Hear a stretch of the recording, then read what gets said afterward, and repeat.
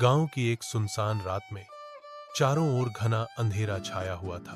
दूर दूर तक कोई रोशनी नहीं, बस हवा की सरसराहट और उल्लुओं की भयानक आवाजें सुनाई दे रही थी। गांव के बुजुर्गों ने हमेशा से एक डरावनी चुड़ैल की कहानी सुनाई थी, जो आधी रात को अकेली आत्माओं का शिकार करती थी। एक बार राजू नाम का एक साहसी युवक, जो अपनी बहादुरी के लिए जाना जाता था, उस सुनसान जंगल से गुजर रहा था, जो गांव को दूसरे गांव से जोड़ता था।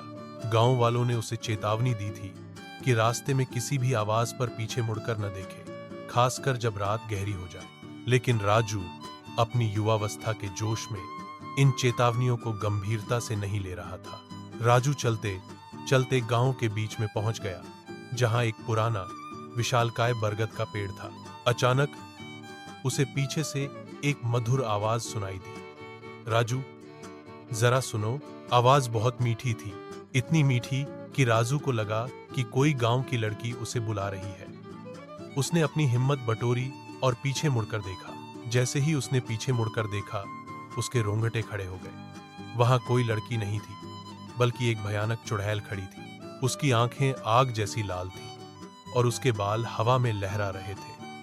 वह इतनी भयानक थी कि राजू के मुंह से चीख तक नहीं निकली। चुड़ैल जोर से हंसने लगी। उसकी हंसी इतनी डरावनी थी कि राजू का पूरा शरीर कांपने लगा। चुड़ैल राजू की तरफ बढ़ने लगी और राजू ने अपनी जान बचाने के लिए दौड़ना शुरू कर दिया।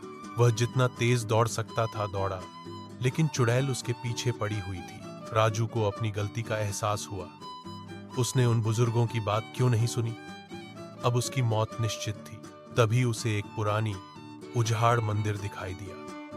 मंदिर में घुसते ही उसे थोड़ी हिम्मत मिली। उसने भगवान से प्रार्थना की कि उसे इस चुड़ैल से बचाएं। जैसे ही चुड़ैल मंदिर में घुसने की कोशिश करती, उसे एक अदृश्य शक्ति ने रोक दिया। चुड़ैल गुस्से में चिल्लाने लगी। वह मंदिर के चारों ओर चक्कर लगाने लगी, लेकिन अंदर नहीं घुस पाई। राजू को समझ आ गया कि वह चुड़ैल उस मंदिर के अंदर नहीं आ सकती थी। वह सारी रात मंदिर के अंदर छिपा रहा और सुबह होने पर चुड़ैल गायब हो गई। राजू ने ईश्वर का शुक्रिया अदा किया और उस दिन के बाद से उसने कभी भी बुजुर्गों की चेतावनियों को हल्के में नहीं लिया। उसने यह कहानी अपने गांव वालों को बताई और तब से कोई भी उस बरगद के पेड़ के पास से रात में नहीं गुजरता था।